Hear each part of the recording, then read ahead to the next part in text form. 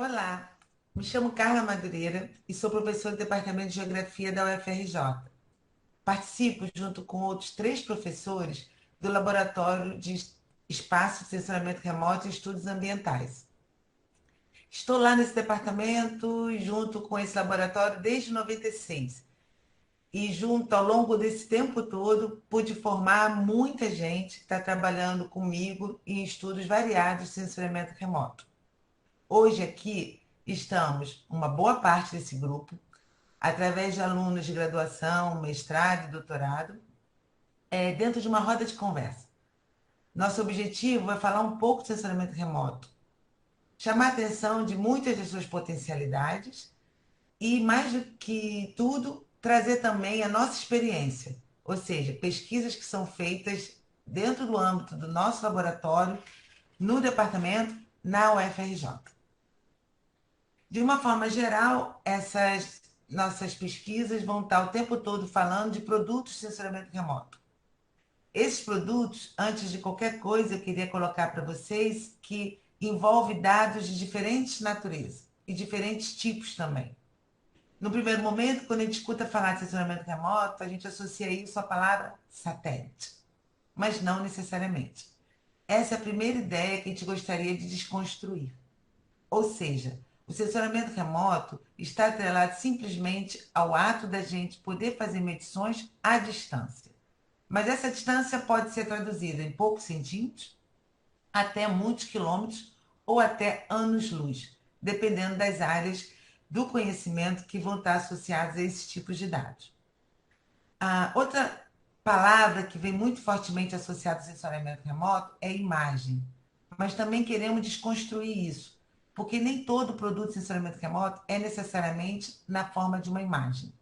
Existem produtos, por exemplo, como o do laser, que são pontos numa nuvem 3D, ou do sonar, que também são pontos associados ao fundo do oceano, por exemplo. Outro elemento importante é que o sensoriamento remoto, então, pode ser trabalhado em diferentes níveis de aquisição, seja ele aéreo, terrestre, orbital. E quando a gente fala aéreo, a gente vem na memória primeiro o avião, mas hoje é muito comum também estarmos falando de vantes. Esses sensores, de uma forma geral, possuem algumas características básicas que valem para todos, que nós chamamos de resolução.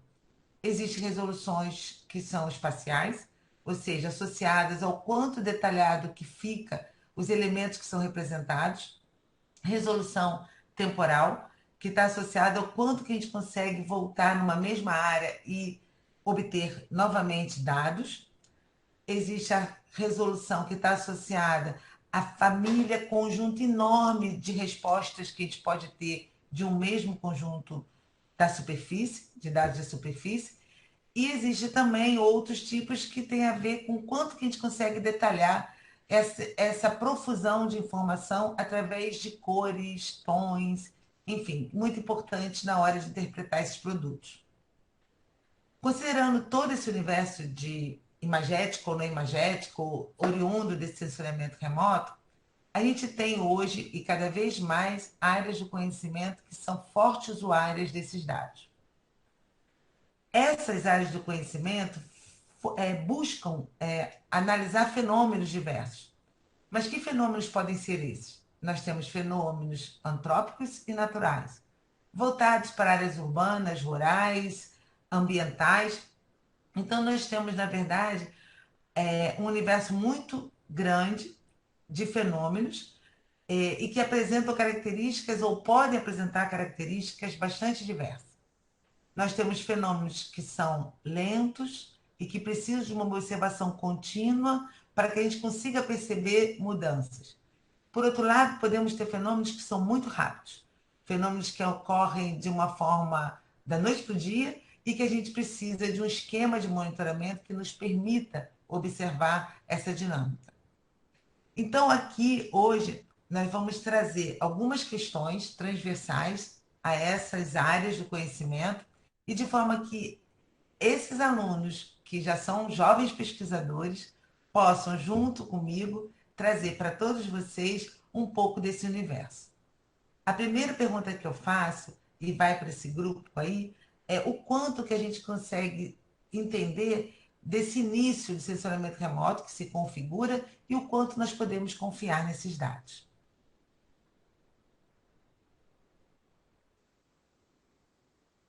Oi, Carla, obrigado. Eu vou responder essa questão, começando a falar do seguinte: a gente, quando pensa em qualquer dado, né, a gente pensa no quanto a gente consegue lidar com ele, o que ele representa de verdade, né?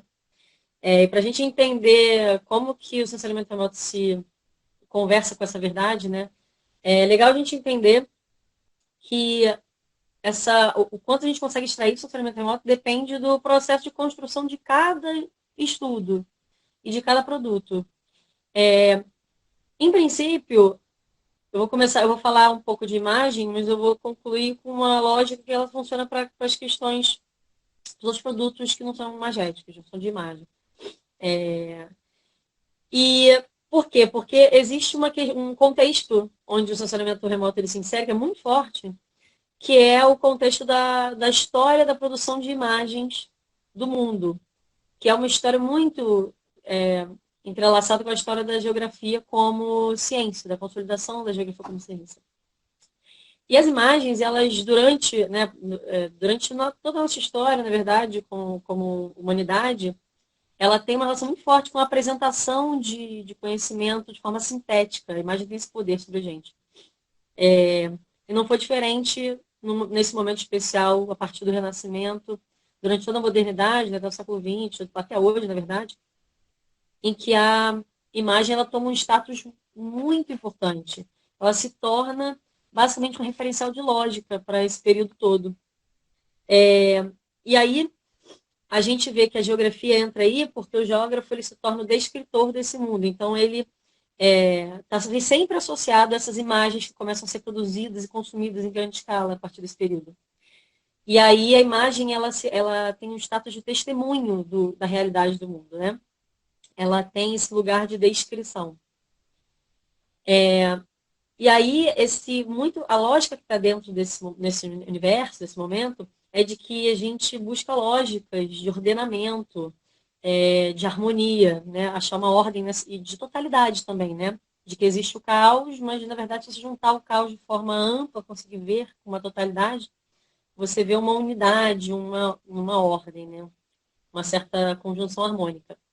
Essa lógica ela permeia todo esse processo do Renascimento para cá, durante toda a modernidade. E aí a visão do alto ela acaba tendo um destaque importante, porque ela justamente tem não só uma relação com uma necessidade do ser humano de dominar o espaço cognitivamente, né? Ele precisa se orientar no espaço, então ele precisa ter uma noção de dimensão maior que o próprio corpo, como também vem de uma construção de uma demanda por poder e controle, nessa visão de totalidade e a forma de você controlar essa totalidade. Então, a visão do alto ela passa a ser um ponto de vista de enxergar o espaço muito importante. E aí, dentro desse contexto, o mapa ele é uma ferramenta que ele acompanha também a humanidade desde seu surgimento, né? Desde a pré-história existem registros de construção de mapas rudimentares e tal, e que vai se consolidar como cartografia também nesse período da modernidade, né? Justamente pela importância que as imagens passam a ter como testemunho, como dado, né? E a gente usa os mapas até hoje, eles estão cada vez mais presentes. Então, é uma ferramenta que ela existe, ela atravessa toda a nossa existência. E aí, o sensoriamento remoto, ele entra não só com os produtos de imagem, né, mas com produtos variados, porque também tem o sensoriamento remoto não só para o espaço, mas para outros estudos.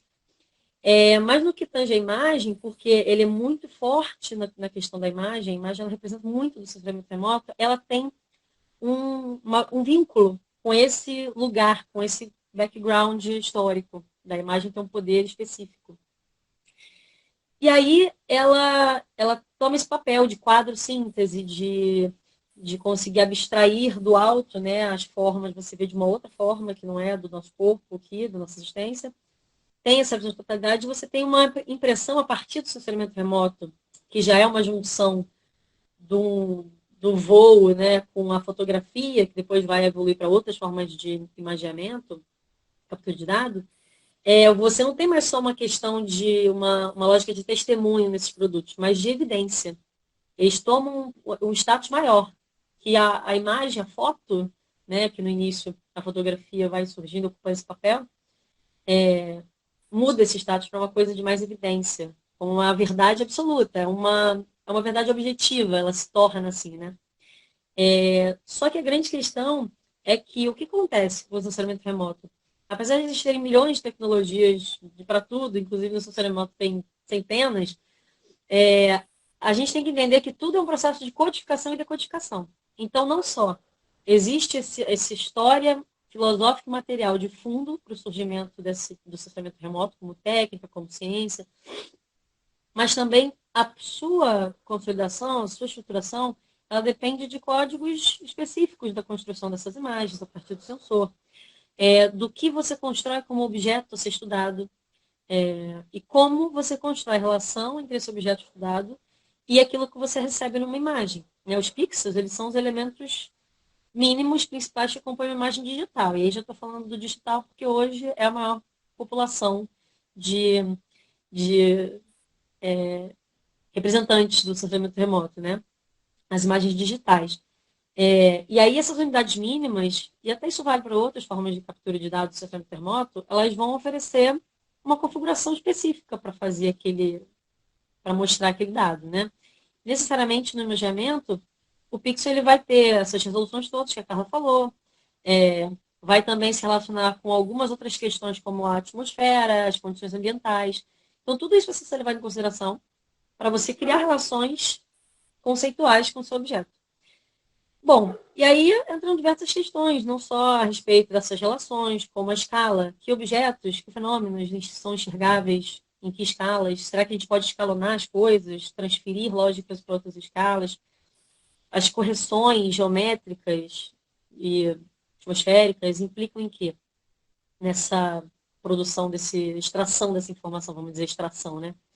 Que não é bem uma extração, é uma produção em função dessas características. E os próprios efeitos dos outros processamentos, que cada um vai ter um algoritmo, vai ter um efeito, e você vai ter que ter um controle estatístico disso. Então é bem complexo a gente falar sobre o, o tipo de conhecimento que se traz no funcionamento remoto. Porque você precisa de um domínio dessas relações, tanto com, esses, com essa estrutura simbólica que ele tem da história da imagem, né? Como ela se encaixa na nossa forma de processar o mundo através das imagens, como das suas características próprias de cada estudo, cada captação. Isso serve não só para as imagens, na verdade, esse final ele serve para qualquer captação de dados de sistema remoto. É isso mesmo, ficou ótimo essa ligação toda que foi colocada, porque quando a gente para pensar na história da humanidade e ver como, através de vários mapas que foram construídos ao longo toda essa história, como eles foram sendo capazes de representar o quanto que a gente conhece, como a gente se interage com esse globo terrestre, a gente vê como o estacionamento remoto também ocupa um espaço através desse grande boom de imagens que a gente tem, hoje até representadas através do Google Earth, por exemplo, que a gente consegue trabalhar com esse mundo virtual, digital, e sendo capaz de enxergar o globo como um todo. Mas eu tenho mais perguntas para fazer para vocês. E a seguinte seria assim, considerando que esse assessoramento remoto ele está tão amplo assim, e tem, na verdade, tido uma trajetória crescente e intensa, como a gente pode traduzi-los no nosso dia a dia, esse conjunto de dados? Bom, vou responder essa pergunta, né, falando de coisas que estão presentes no nosso dia a dia e tem o sensoramento remoto como a sua origem, né? A origem daquela informação é o sensoramento remoto. E as formas mais clássicas que a gente conhece, né, que vocês conhecem com certeza, se eu falar da previsão do tempo, por exemplo, né, que é algo que a gente vê diariamente, nos noticiários, né, no Jornal Nacional, quando aquela menina do tempo, né, vai lá e mostra aquela imagem, né, da América do Sul, do Rio de Janeiro, que seja, de alguma grande região do Brasil, mostrando, né, o que vai acontecer, se vai chover, aquilo que está por trás ali é uma imagem satélite, né, que permite que os meteorologistas eles façam essa análise, né, do comportamento das nuvens. Então, sensoramento remoto, né, ali diariamente, todo dia para a gente. Quando a gente ouve sobre o desmatamento da Amazônia, da Mata Atlântica, né, dos biomas brasileiros, também a gente está falando de sensoramento remoto porque não tem outra forma da gente conhecer essas taxas de desmatamento, quanto que essa floresta está sendo ali diminuída, se não for por dados provenientes do sensoramento remoto. E a gente está em contato com essas informações o tempo todo, né, diariamente. E agora eu trago também formas mais sutis que esse sensoramento remoto também está presente na nossa vida, né, na sua vida, e provavelmente você nem se dá conta. E aí eu estou falando da nossa localização. Né? Todo mundo hoje tem um smartphone nos últimos 10 anos. A evolução desses aparelhos, dos smartphones, né, popularizaram muito as chamadas geotecnologias, né, e a capacidade da gente estar sendo, da nossa localização estar sendo monitorada o tempo todo, e está sendo monitorada o tempo todo, porque se você tem um smartphone, você está sendo rastreado. Né? A verdade é essa. E esses aplicativos que a gente usa, né, diversos deles, fazem uso da nossa localização, muitos deles pedem a permissão, e muitos deles eles são completamente baseados, né, na nossa localização, são dependentes dela. E né, trago alguns exemplos, né, de alguns aplicativos, como o Google Maps, quando você precisa ir para algum lugar, ou o próprio iFood. Né? Ele precisa saber onde você está, você precisa saber, né, aonde você quer pedir a sua comida, enfim. Todas essas informações de localização, elas estão vindo de algum lugar. Né? E que lugar é esse? Vocês sabem como, né, que o celular ele acessa a sua localização?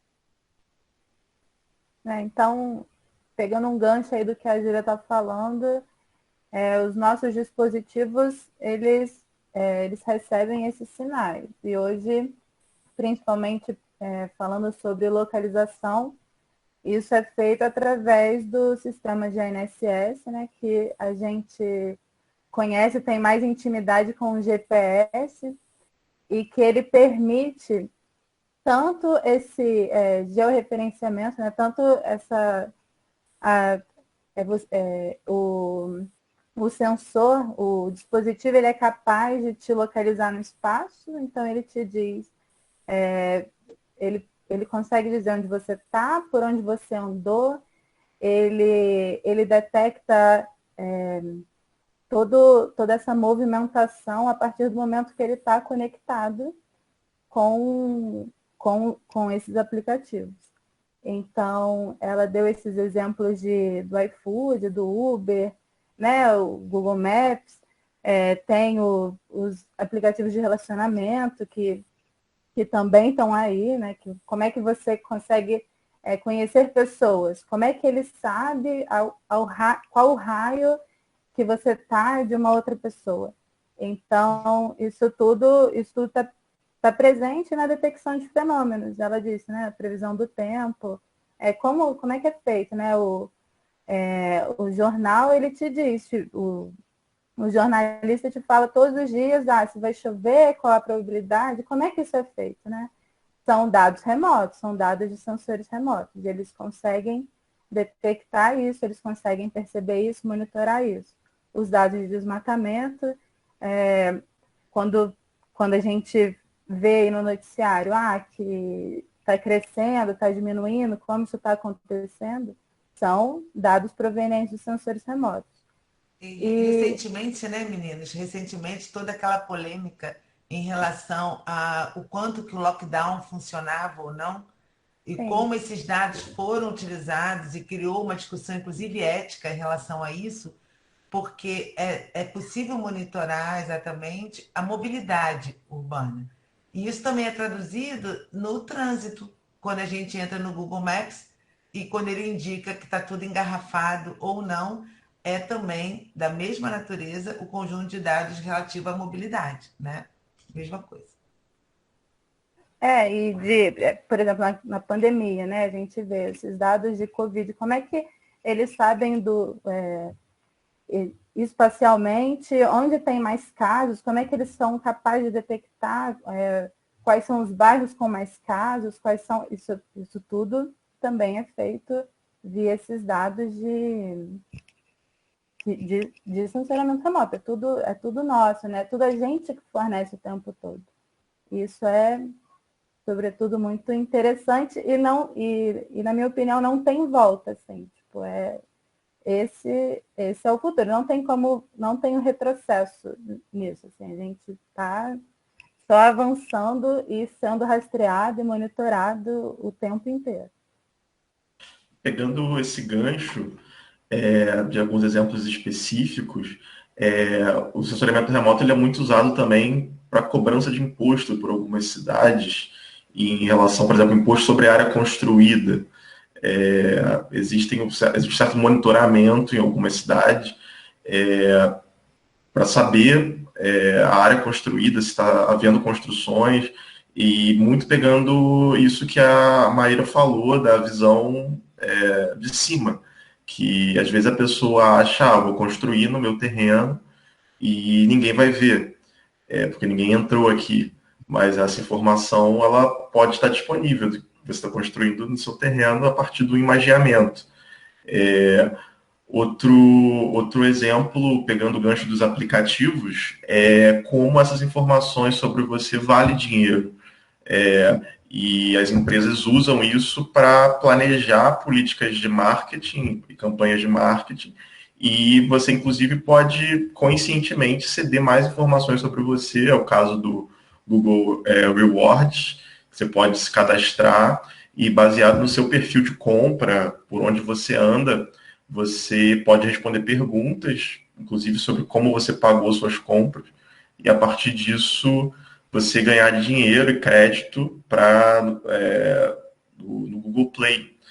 Então, a gente pensa do dia a dia como algo que só está dentro das nossas casas, mas no dia a dia também da forma que se faz negócio, que se planeja negócio. Hoje em dia, o sensoriamento remoto ele é muito importante, inclusive na produção de alimentos, monitoramento de safras, onde você, a partir de imaginamento por vantes, consegue saber aonde precisa irrigar, se tem alguma parte da lavoura contaminada por algum tipo de praga, e a partir disso é uma ferramenta absurdamente utilizada e com muito potencial ainda.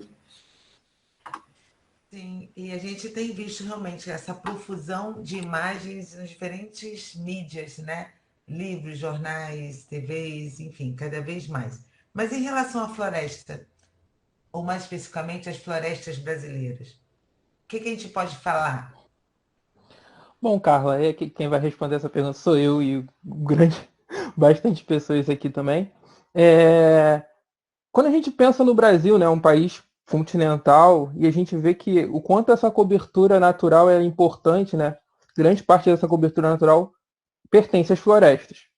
E a gente tem visto também o quanto essas coberturas estão diminuindo, né? Então, entender o Brasil como até 2018, né, o MapBiomas traz isso, que 66% era de floresta nativa, ou de área natural nativa, né? E o quanto isso, a caracterização dessas áreas, para a gente entender onde essas áreas estão, a espacialização dessas áreas, e também o monitoramento delas, para a gente entender o quanto a gente está perdendo, né? Todo dia a gente vê nos jornais, como todo mundo falou aqui, a gente vê coisas nos jornais, e a gente ouve falar sobre desmatamento, sendo da Amazônia, sendo do Cerrado, sendo da Mata Atlântica. Entender, então, caracterizar essas florestas, entender e monitorar elas se torna muito importante. E o sensoriamento remoto tem nos ajudado muito em função disso. Inclusive, deixo aqui um vídeo para vocês olharem, né, que é o vídeo dos Fatos Florestais do Tasso Azevedo, que é muito legal para vocês entenderem a questão das florestas. Complementando isso que o Felipe disse, os estudos florestais, eles também são muito importantes na questão da conservação. Eles ajudam na conservação dessas florestas que nós temos, né? E, além disso, Temos questões importantes como as comunidades tradicionais, como os quilombolas e os indígenas, que também ajudam na conservação das nossas florestas e de usar uma maneira mais sustentável os recursos naturais também.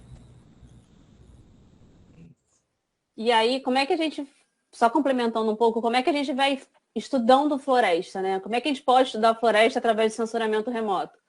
A gente estuda basicamente através das imagens que você disse no início e através de outros sensores também, principalmente com duas abordagens. Então, a gente já falou, né, que a gente tem imagens aí desde a década de 70, e a gente usa essas imagens para entender um pouquinho da história do que está acontecendo nessas florestas. E a gente tem também imagens um pouco mais recentes, com melhor resolução espacial, menos de 1 metro, que através delas a gente consegue detalhar aquele ambiente, detalhar aquela floresta, para estudos mais da função e das características dentro da floresta. Então, a gente não vê só o contorno da floresta através de uma abordagem e o que acontece com ela ao longo do tempo, mas também com outros sensores a gente consegue ver detalhadamente como está aquela floresta e como é aquela floresta.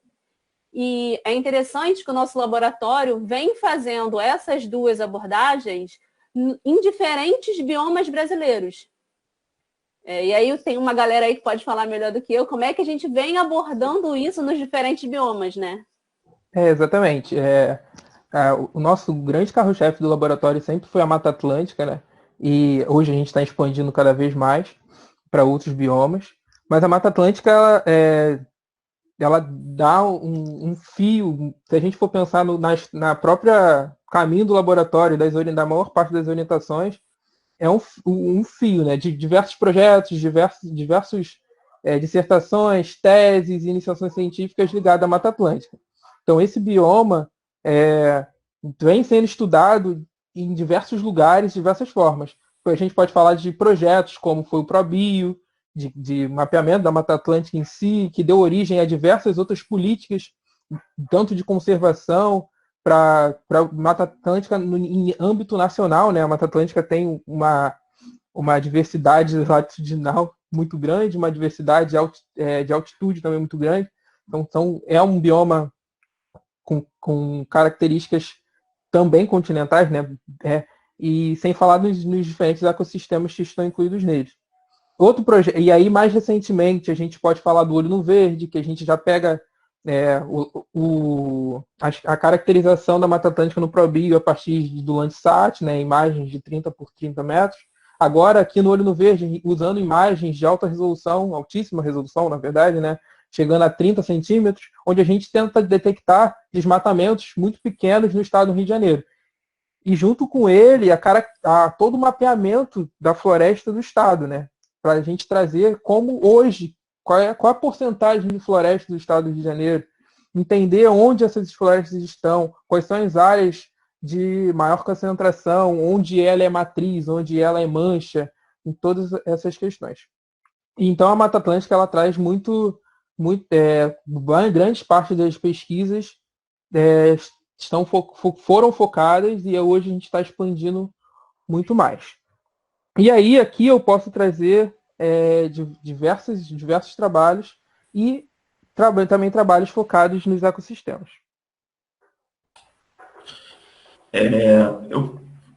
No caso, eu sou um dos que não trabalha com Mata Atlântica, desde meu mestrado, graduação, na verdade, mestrado e agora no doutorado, tentando entender um pouquinho da Caatinga, que ainda é um bioma pouco estudado no Brasil, comparado com os outros biomas, mas a partir do sensoriamento remoto a gente consegue muitas informações interessantes sobre a Caatinga, que principalmente tanto sobre o impacto sobre a Caatinga, que é um dos biomas que tem a ocupação mais antiga, pré-colonização, até informações sobre as variações dentro da própria Caatinga, que não é nenhum bioma, é bom falar isso, nenhum bioma ele é homogêneo. Ele tem dentro dele diversas variações e nem sempre esse é o objetivo dos trabalhos, das pesquisas, mas o objetivo de muitas pesquisas dentro do laboratório, inclusive, é entender essas nuances dentro dos biomas, porque isso direciona tanto política pública quanto o entendimento sobre o estado do bioma e como ele funciona, enfim. Então, só falando rapidinho sobre a caatinga aqui. E a gente também pode estudar ecossistemas específicos dentro desses biomas, né? Então, por exemplo, tem trabalhos no laboratório que estuda restinga. O meu trabalho, por exemplo, de graduação, mestrado e doutorado foi com manguezal, em diferentes abordagens, e pós-doutorado, foi em manguezal, em diferentes abordagens. Então, por exemplo, a gente pode usar aquelas imagens de média resolução, desde a década de 80, que foi meu mestrado, para entender o que o mangue, como é que o mangue responde, e aí associar isso a dados de clima, e entender qual é a resposta da floresta ao clima, e isso muito relacionado aos estudos de mudanças climáticas em áreas costeiras. Então, é interessante para ver esse termômetro, mas a gente o mangue como termômetro, né, das mudanças climáticas, e a gente também pode usar, que foi o meu doutorado, imagens com alta resolução espacial para entender dentro da floresta qual é a estrutura vegetal. Atualmente, a gente participou de um projeto que a gente usou dados de LiDAR, que nem são imagens, e aí, imagens de satélite juntos com laser, a gente consegue ver a espécie do mangue e a altura do mangue. Então, a gente tem um detalhamento ecológico que ajuda, por exemplo, nos estudos de sequestro de carbono. Então, não só num bioma específico, mas também dentro dos ecossistemas e dos ambientes que compõem um bioma, né? Nós temos... Uma coisa que eu queria detalhar, que a Paula poderia também complementar, é que nesse projeto a gente pôde perceber o quanto que o sensoriamento remoto trouxe informações que às vezes a gente não consegue ver com a abrangência necessária para entender, por exemplo, uma área grande, através de estratégias de levantamento de campo. Porque a gente não consegue, no campo, estar em todos os lugares. Tem a questão da acessibilidade, a questão das distâncias. Então, apesar de a gente ter no campo a possibilidade de se obter dados verticais muito detalhados, é complicado isso quando a gente pensa espacialmente, certo? Isso se associa muito, rapidinho, só complementar, isso se associa muito ao que a Maíra falou no início. A gente está numa mudança de paradigma dentro dos estudos, né? Antigamente, a gente estudava grandes florestas só indo para campo. E hoje a gente tem uma outra visão. E aí agora, como é que a gente concilia? Porque, na verdade, são coisas e abordagens complementares que trazem interpretação do fenômeno diferentes. Então, agora a gente está com um desafio, pelo menos na floresta, em combinar as visões ecológicas e que a gente foi construindo ao longo de uma grande história acadêmica, combinar essas visões tradicionais com uma nova visão que é de cima, como a Maíra falou, e traz novas conclusões sobre o mesmo fenômeno. Então, o sensoriamento remoto não chega aonde os dados de campo chegavam, mas os dados de campo também não mostram detalhes que o sensoriamento remoto nos traz. Então, o nosso desafio é combinar. Bem bem essa questão, né? E a gente sempre focado muito nessa caracterização, então, das estruturas horizontais e verticais das florestas e nos monitoramentos delas, né, para entender onde estão acontecendo isso em diversas escalas, usando imagens de altíssima resolução, usando imagens de média resolução, usando imagens de baixa resolução para entender essas características.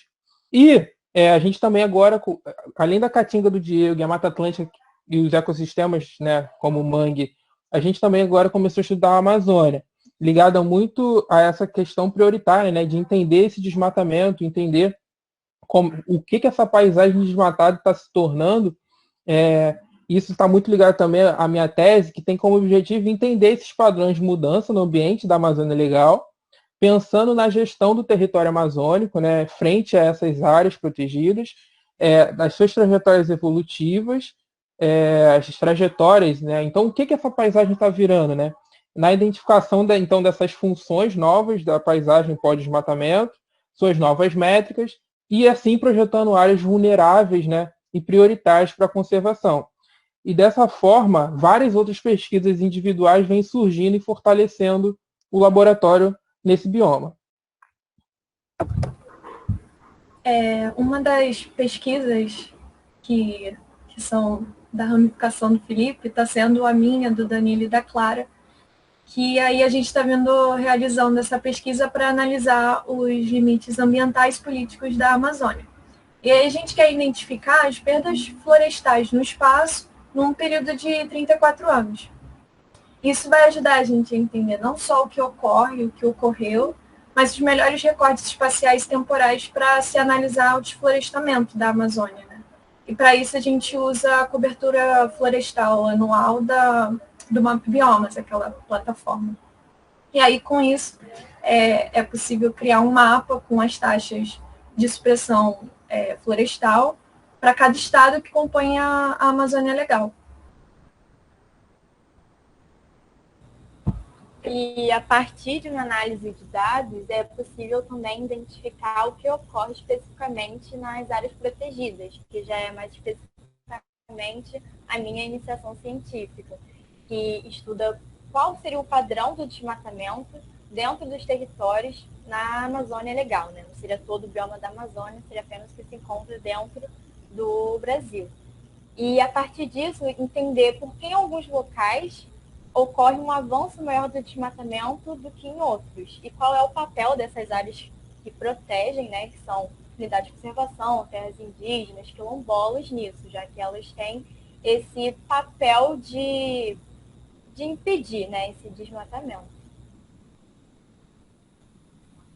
E nesse mesmo campo, esses dados que a gente começa a trabalhar sobre na paisagem amazônica, eles permitem também a gente fazer uma autorreflexão, né? Ou a gente começar a questionar se, quando a gente fala de perdas florestais, a partir do momento que nós falamos que há perda florestal, a gente começa também a se perguntar o que essas áreas, que não são mais florestas, estão se tornando ao longo do tempo, né?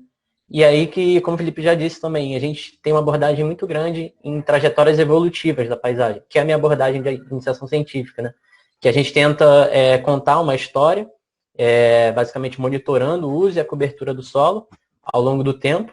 No meu caso, da Amazônia Legal, no período de 85 a 2018. E o sensoriamento remoto aí é essencial, né? Seja no ponto de vista da praticidade, do ponto de vista da acessibilidade.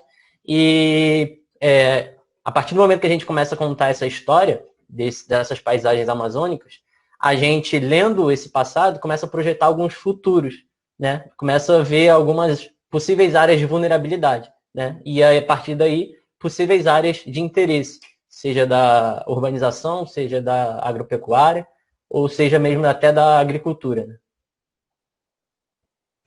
E como é triste a gente ver o resultado da pesquisa, né? Da mesma forma como a gente fica contente de saber o potencial que a gente tem de observação e de análise numa área que tem mais de 5 milhões de quilômetros quadrados, por outro lado, a gente fica triste de ver como essas curvas de desmatamento têm se intensificado.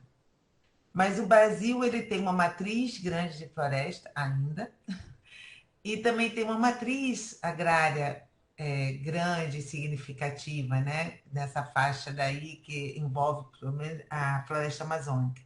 O que a gente pode estar fazendo, o que a gente tem feito em relação a essas áreas rurais, onde a matriz passa a ser a questão da agricultura ou da pecuária? Eu acho que pegando um gancho também, muito do que o Danilo falou, e óbvio, sua pergunta, a gente tem que entender, então, o que essas áreas estão se tornando, né? Como essa dinâmica, o Brasil é um país, hoje, com grande parte da sua matriz econômica ligada à agricultura, e a gente tem que entender que essa difusão vai criando mudanças em outras coberturas. E aí, quando a gente fala, por exemplo, a soja cresce essa quantidade, a gente tem que pensar que, para isso estar acontecendo, estamos entrando em outras coberturas, né? O pasto, a produção de rebanho vem crescendo essa quantidade. A gente está entrando em outras coberturas do solo, principalmente as naturais. E dessa forma, entender essas dinâmicas se torna importante. E aí é uma pesquisa inicial, principalmente aqui no nosso laboratório, que é entender o quanto uma dinâmica ajuda, né, ou tem um feedback positivo na transformação de outra. Bom, complementando a fala do Felipe, a difusão de culturas agrícolas, elas tendem a impactar na dinâmica de outras coberturas, né, como foi dito, tanto nas naturais como até as pastoreiras. O meu projeto de iniciação científica ele tem como objetivo analisar o comportamento espaço-temporal de duas culturas importantes para o país e principalmente para Goiás, que é a minha área de estudo, que são a soja e a cana, entre os anos de 1988 a 2018. Aí, para essa análise, eu utilizei dados secundários de levantamentos municipais cedidos pela Base Cidra, do IBGE, e dados de cobertura do solo, né, que foram mapeamentos realizados pelo MAP Biomas. Como disse a Bia, né, o entendimento das culturas agrícolas nos ajuda a entender a dinâmica geral da paisagem do país e por causa da grande parcela do solo que é usado para agropecuária. Então, mapear e caracterizar esses usos se torna crucial e o sensoriamento remoto vem nos ajudando bastante nisso, principalmente na identificação das culturas, né? Sendo muito importante na previsão de safras e no entendimento da distribuição espacial.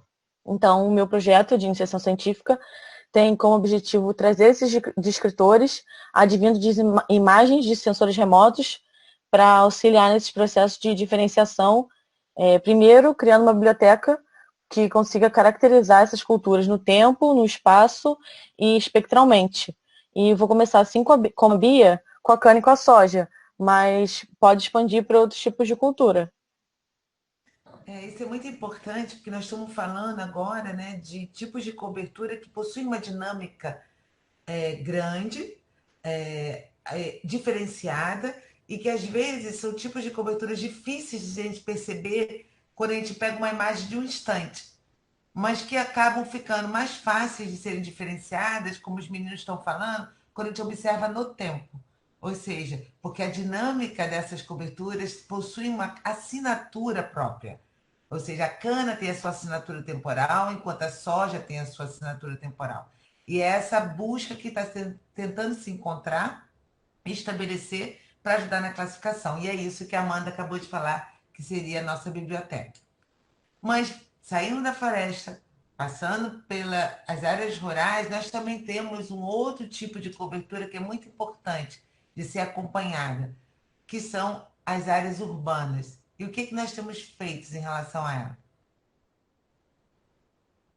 Bom, voltando para falar então dessas grandes áreas urbanas, mais uma vez o sensoriamento remoto tem sido, né, fundamental, sobretudo na minha pesquisa, e aí desde a graduação, né, passando pelo mestrado e agora no meu doutorado, eu tenho trabalhado com áreas urbanas e dados de sensoriamento remoto.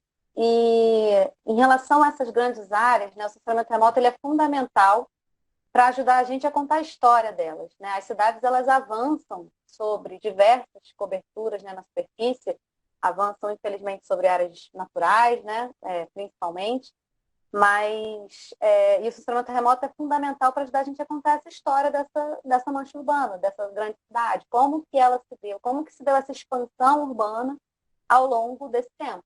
Né? E ele pode ter um tempo, né, de 5 anos, de 10 anos, de 15 anos, de 20, de 30, até de 40 anos.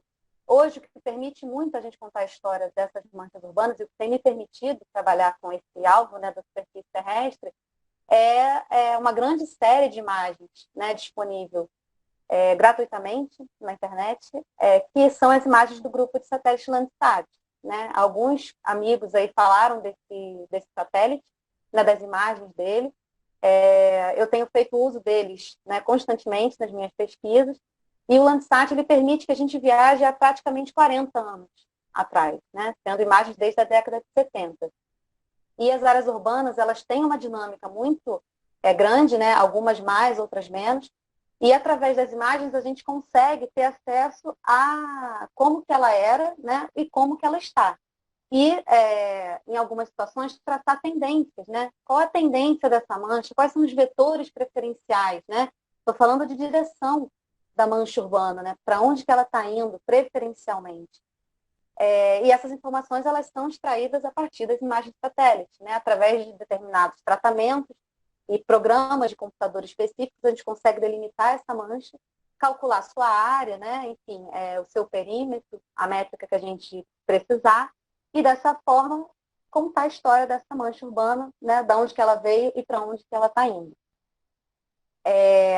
E aí, dentro desse escopo, né, no escopo da minha tese, na verdade, eu estou trabalhando com as grandes regiões metropolitanas do Brasil, a gente tem um exemplo, né, específico de uma pesquisa que está sendo desenvolvida sobre 2 grandes regiões metropolitanas do Brasil.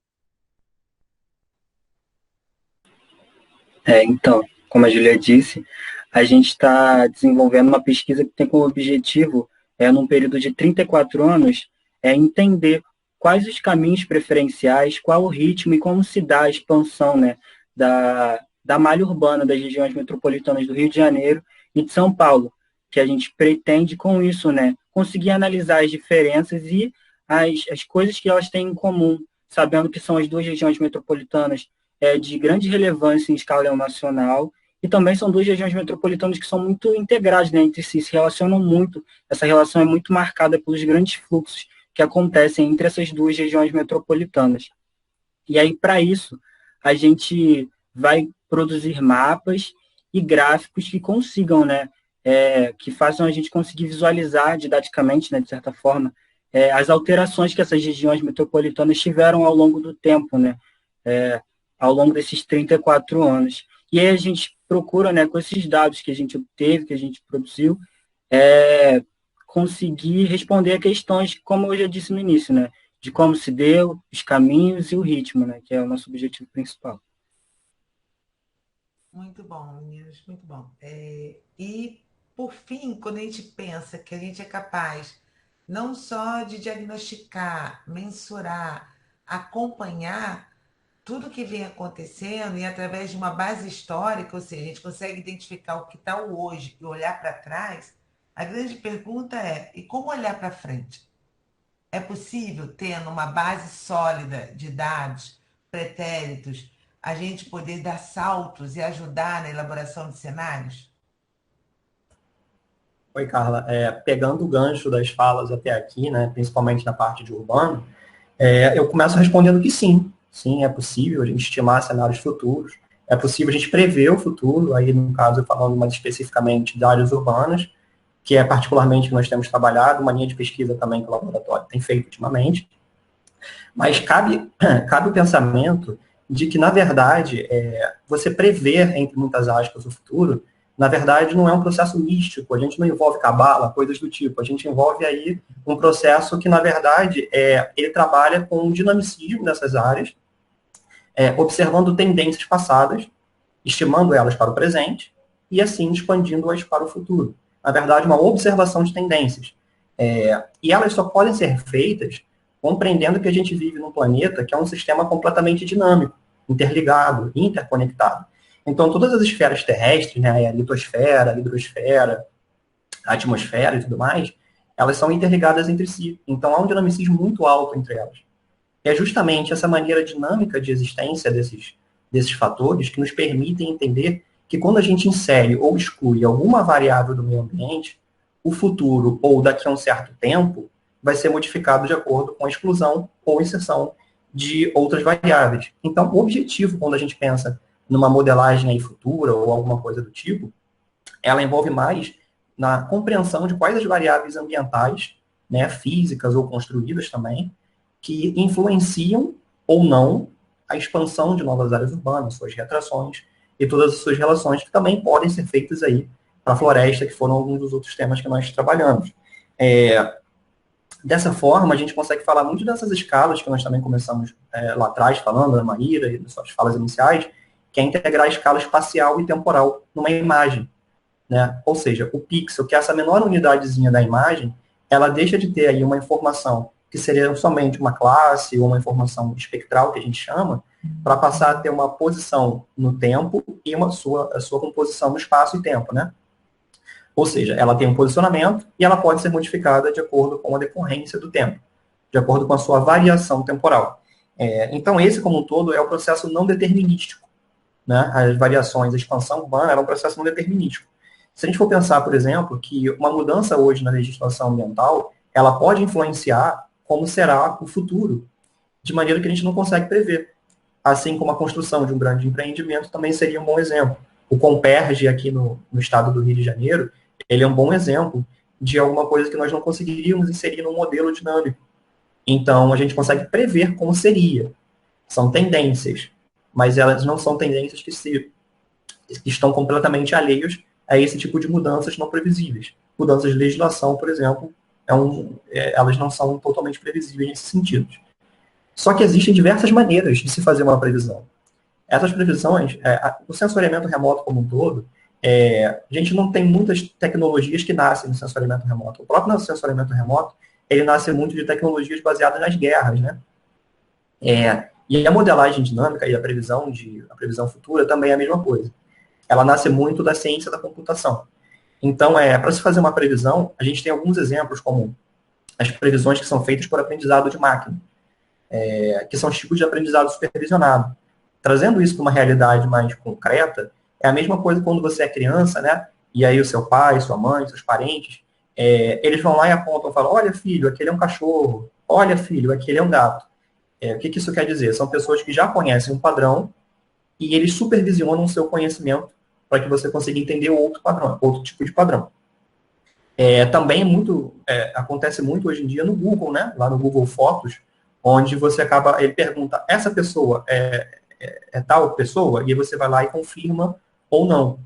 E o que você está fazendo é dizer ao Google, em futuras fotos, que ele reconheça aquelas pessoas e você não tenha necessidade de marcá-las.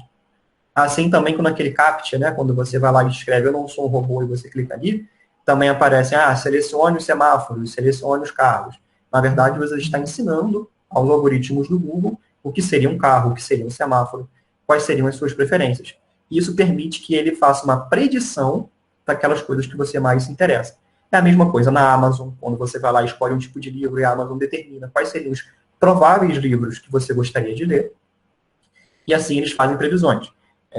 Também existem abordagens automatizadas, que é particularmente que nós temos trabalhado, a gente vai falar mais um pouquinho, e previsões baseadas em séries históricas e mais especificamente de áreas ambientais.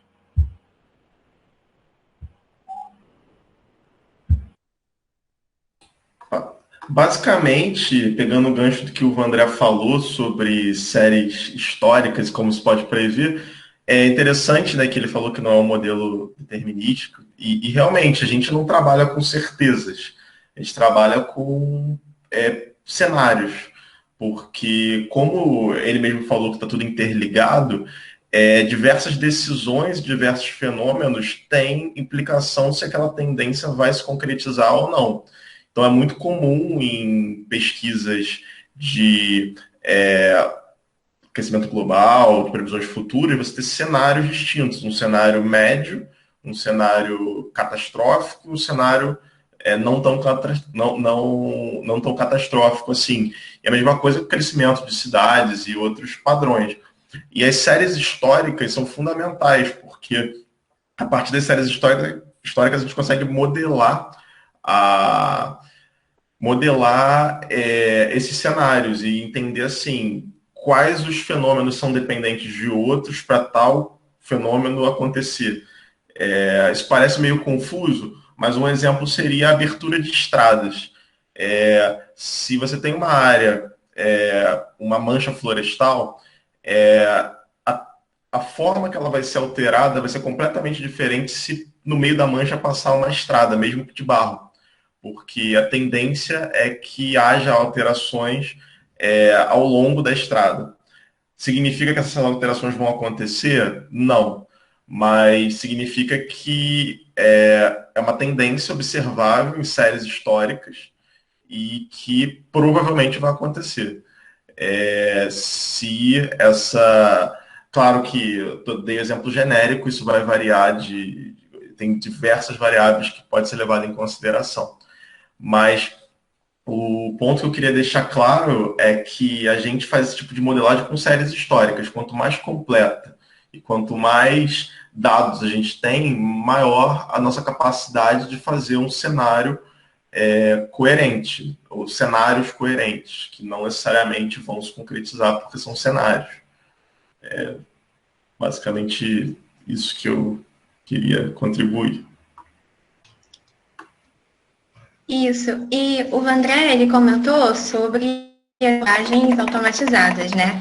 Então, nós trabalhamos com um tipo de abordagem dessa e nós utilizamos um modelo que, para ele poder funcionar, nós precisamos inserir algumas variáveis que nós acreditamos que essas variáveis, elas influenciam na dinâmica de determinado fenômeno. E também através de testes de diferentes parâmetros. Então, esse modelo, ele consegue identificar padrões e assim extrair esses padrões, essa dinâmica para um tempo futuro. Esse modelo, ele é um modelo baseado em autômatos celulares e ele é utilizado em diferentes áreas devido a sua capacidade de replicar complexos através de regras muito simples. E os autômatos celulares, eles são facilmente implementados com dados de sensoramento remoto e eles possuem alguns componentes básicos para o seu funcionamento. Por exemplo, no modelo de celular, o espaço é representado por um conjunto de células. A gente pode pensar no conjunto de células como um tabuleiro de xadrez, né? Esse tabuleiro de xadrez, ele possui casas brancas e pretas. No caso, essas casas, elas seriam as células de um autômato celular. E as cores, branco e preto, seriam os estados dessas células. A gente também pode pensar nessas células como os pixels de uma imagem de satélite. E em uma análise da paisagem, esses eles podem ser binários, como urbano, não urbano, vegetado, não vegetado. Podem ser como, por exemplo, residencial, turístico, industrial. Também podem ser valores quantitativos, como, por exemplo, densidade demográfica.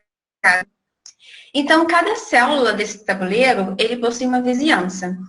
E no modelo do autômato celular, o estado da própria célula e o da vizinhança vai influenciar na evolução desse modelo. E sobre cada célula desse autômato celular, são as regras de transição. Vamos imaginar que essas regras de transição, elas são as regras do xadrez, que faz com que as peças se movam. Então, essas regras do autômato celular, elas são determinadas pelas variáveis que escolhemos inserir no modelo, que são aí variáveis também provenientes do sensoramento remoto e outros dados espacializados. E são elas que determinam quando e o porquê o estado de uma célula ela se altera.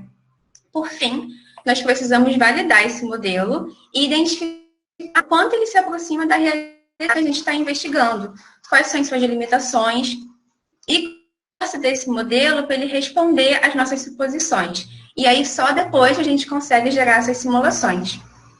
Mas qual é a importância, né, de se trabalhar com esses modelos preditivos? Trabalhar com esses modelos, eles nos permitem responder ou nos aproximar de questões importantes em análises espaciais, como, por exemplo, onde, quando, porquê, quanto, e assim a gente compreender melhor o funcionamento de determinado sistema. A gente consegue comunicar ideias, testar hipóteses. Nós podemos avaliar o efeito que a alteração de diferentes variáveis ou valores tem no comportamento de e assim a gente consegue auxiliar em processos de tomada de decisão. Como, por exemplo, digamos que existe algum tipo de política para a implantação de uma infraestrutura. Digamos que a gente queira implantar uma estrada em uma área. Através desses modelos, a gente consegue entender se essa nova estrada ela tem potencial para atrair manchas urbanas, ou então para provocar um novo desmatamento nessa área. A gente também pode trabalhar com metas. Muitas públicas possuem metas Por exemplo, digamos que a gente tem uma meta em aumentar em 15% a quantidade de área plantada para a produção de alimentos, digamos, até 2025. Através desses modelos, a gente consegue gerar cenários e, de uma forma, testar de conseguir atingir essa meta e, digamos, de modo a não aumentar o. Então, através desses diferentes cenários, nós podemos testar, né, diferentes ações em prol do planejamento e gestão do território, gestão ambiental e outros. Dá para ver que o universo é amplo, grande e não está o todo aqui. Isso é o que mais me assusta. Quando eu paro para refletir, escutar vocês dessa forma tão diferente, né, remota, estávamos tão acostumados, estávamos sempre juntos no laboratório, compartilhando o mesmo espaço, e hoje esse espaço também é virtual, como as nossas imagens que representam. Vejo vocês através de imagens.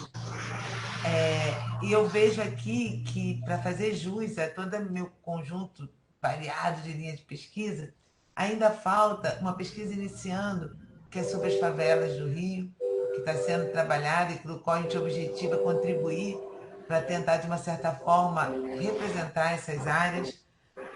Também da civicultura, quando a gente trabalha com a determinação de poder perceber, imagina só, o manejo que é dado, através do manejo, através das séries temporais, a gente tentar inferir se aquela área plantada tem o objetivo de atender ao carvão, à madeira ou a papel, a celulose, né?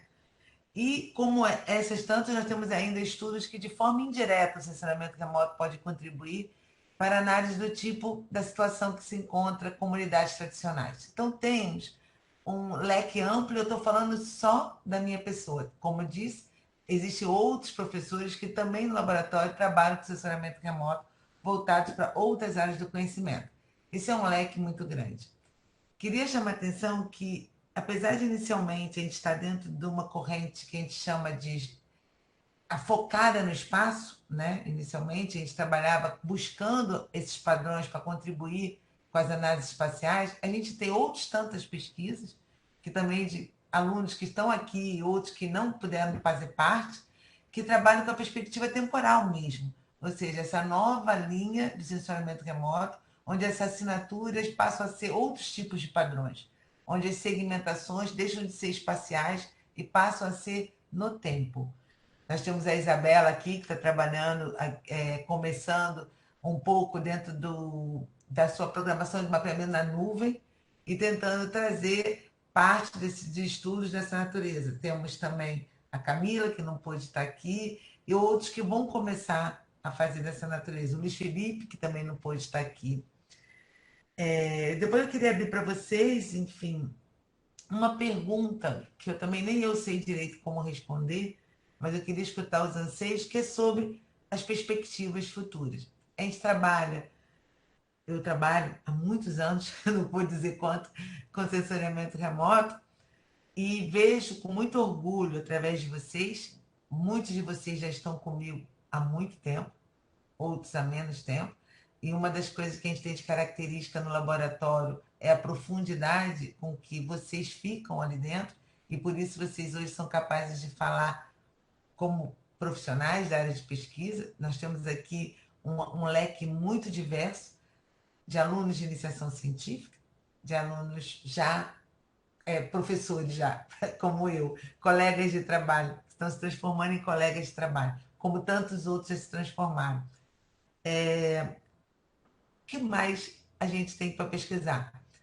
Enfim, eu sei que antes desse isolamento chegou um equipamento maravilhoso que eu quero testar e que estava preso, que eu não sei como vou pegar. Mas eu queria escutar vocês. O que vocês gostariam de projetar?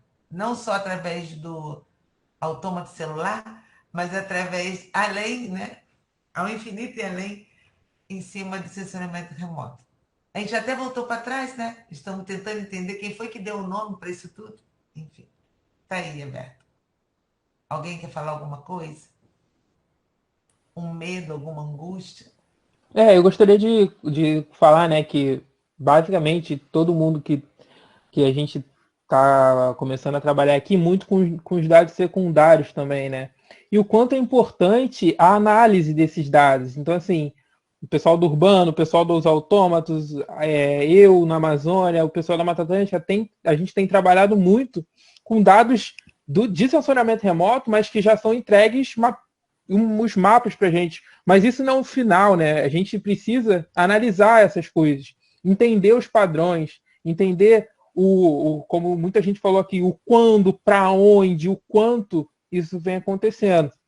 Então, a importância da diminuição da quantidade de coisa que a gente precisa fazer para a gente ficar mais focado nas análises também. Então, o quanto os dados secundários também vêm ajudando a gente para trabalhar com diversos fenômenos, aqui a gente falou diversos mesmo, né? Muitos fenômenos diferentes, e quanto eles podem ajudar a gente a focar mais nas análises dos fenômenos e dar, às vezes, até trazer soluções para conservação de floresta, análise do ambiente urbano, entendimento da dinâmica agrícola e assim sucessivamente. Eu queria fazer... quer falar? Sim. Não, eu só queria fazer uma observação que o Felipe levantou essa questão importante dos dados, né? E que eu acho que existia uma limitação, talvez, para trabalhar com sensoriamento remoto, que era essa questão dos dados, que são essa questão de processamento em máquina, né? Porque a gente que trabalha muito com imagem, a gente sabe que hoje é tão fácil, talvez seja muito mais fácil do que antigamente de conseguir uma imagem, mas ainda assim tem uma exigência de máquina, uma exigência, às vezes, de valores, né? De você ter condições de fazer isso.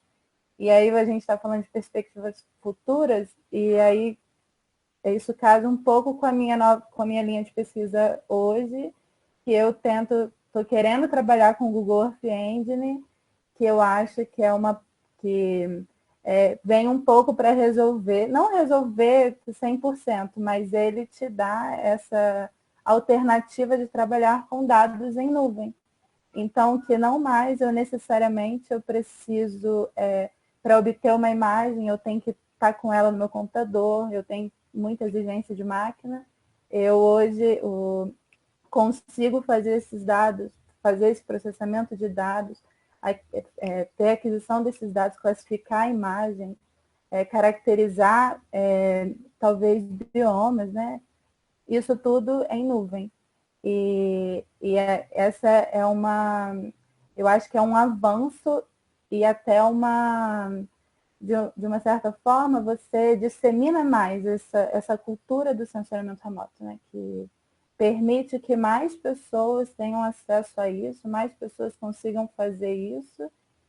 E eu quero só destacar também a necessidade, talvez, de uma linguagem computacional hoje, que antes, que com o Google Earth Engine, a gente precisa ter um pouco dessa visão também, hoje muito ligado para a computação, e que é uma ferramenta com potenciais enormes. Assim. Agora eu posso não ficar tão restrito a uma área e fazer análises globais. Paula, queria falar? Na verdade, eu queria ir para um outro caminho, não tecnológico, que é uma área que eu me interesso muito, né? Que eu acho que ainda é uma coisa que a gente tem que avançar dentro do assessoramento remoto, que foi o que eu pensei vendo a apresentação de todo mundo debatendo. A gente está respondendo várias perguntas através do sensoriamento remoto.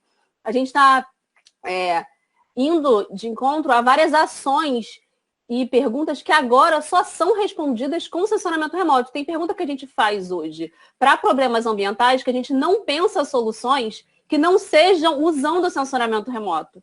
E aí tem um livro do Thomas Kuhn, que é Revoluções Científicas, que ele fala que o paradigma, ele não é só quando a gente pensa diferente, mas quando a gente começa a responder questões de uma maneira diferente. E no momento onde a gente está respondendo várias questões, principalmente através de sensoriamento remoto, isso está dizendo que a gente está mudando alguma coisa. E o sensoriamento remoto todo mundo fazendo as ações de formiguinha para responder perguntas específicas, mas a gente, como grupo, está transformando a maneira com que se faz ciência. E aí tem uma área dentro do sensoriamento remoto e das ciências em geral, que é ciência, tecnologia e sociedade, né? Que é como a gente vai transformando as várias áreas que a gente está atuando. Então, a gente está modificando como é que a gente estuda o urbano, a floresta, as dinâmicas. E essa é uma área que a gente tem que olhar com atenção também, para valorizar o nosso grupo de pesquisa, a maneira com que a gente trabalha. E isso se linka muito ao que a Maíra falou lá no início. Como é que as nossas ações estão transformando o fazer geografia e estão modificando esses estudos ambientais. Uma meta-análise. Não, e o que eu vou falar, na verdade, vai ter a ver muito com o que vocês três falaram. Que, na verdade, é uma angústia. A Carla falou que podia ser angústia, então eu vou compartilhar uma angústia. Pode ser angústia. Tem uma angústia para mim. Não, porque tem a ver, na verdade, com esse tipo de discussão. Como eu estava falando lá atrás, sobre a gente entender que existe uma série de filtros para serem compreendidos quando a gente busca tirar uma informação da imagem ou de outra fonte de sensoriamento remoto, a gente está caminhando para um lugar onde a Isabela falou, enfim, perfeitamente, a nuvem ela é o futuro, ela é o presente. Então, a gente está caminhando para um lugar onde os algoritmos específicos para certos tipos de análise estão proliferando.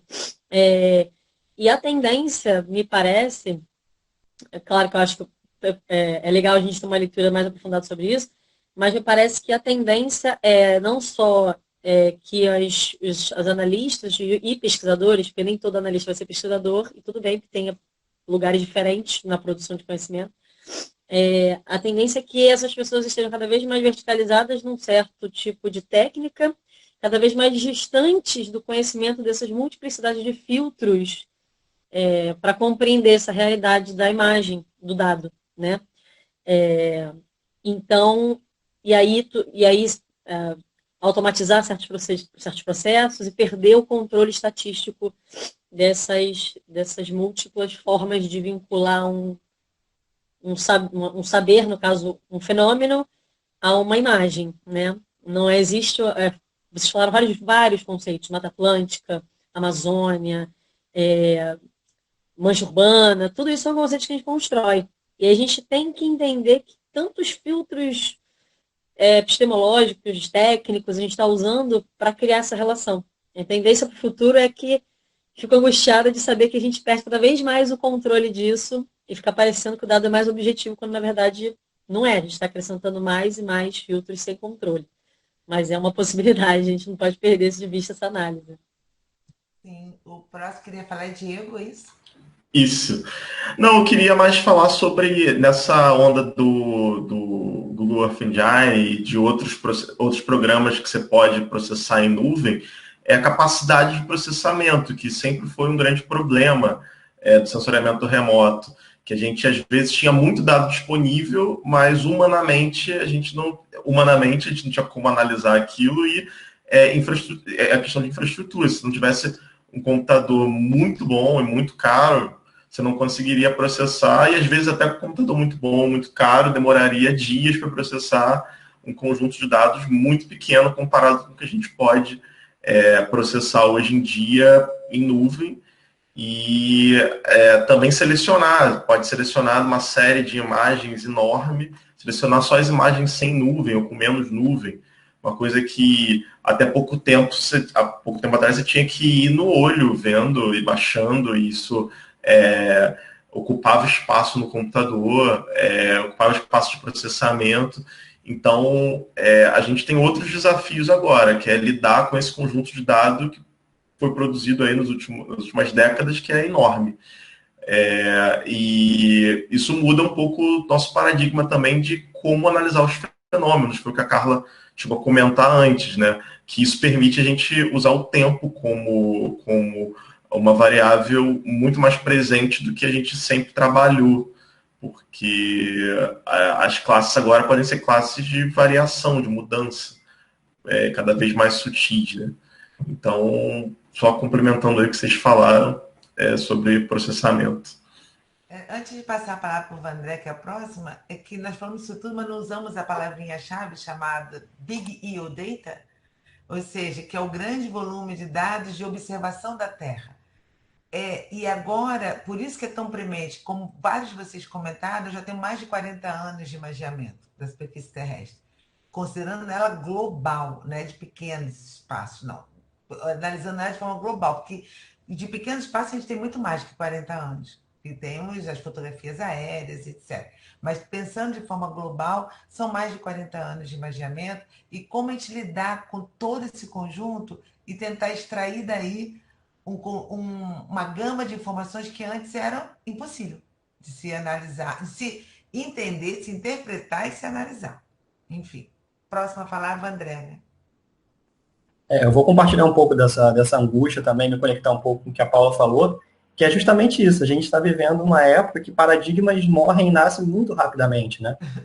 A gente está aí para conseguir comprovar que é muito provável que essa reunião que está acontecendo hoje aqui, ao vivo, aqui, a gente está gravando e tudo mais, mas por meio computacional, ela provavelmente estaria acontecendo numa copa de um laboratório, ela poderia estar acontecendo em outro ambiente, e a gente vive uma época que a quantidade de dados ela é tão grande, a multiplicidade de funções também tem se multiplicado de uma maneira tão intensa, que o que a gente faz, eu não sei se todas as ciências, se todos os pesquisadores, eles têm essa propriedade de falar que eles são extremamente flexíveis, ou que eles conseguem ser profissionais holísticos, mas o que essa apresentação acho que deixa muito claro, e eu espero que tenha deixado, é que o sensoriamento remoto como um todo, ela envolve essa necessidade de um profissional holístico que muito tem em falta hoje no mercado, e é uma necessidade que a gente tem.